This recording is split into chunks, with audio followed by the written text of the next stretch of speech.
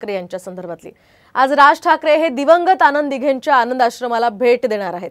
तर कळव्याच्या खारेगावात महायुतीच्या उमेदवाराच्या प्रचारार्थ राज ठाकरेंची सभा होणार आहे। याच दरम्यान राज ठाकरे हे दिघेंच्या आनंद आश्रमाला भेट देतील।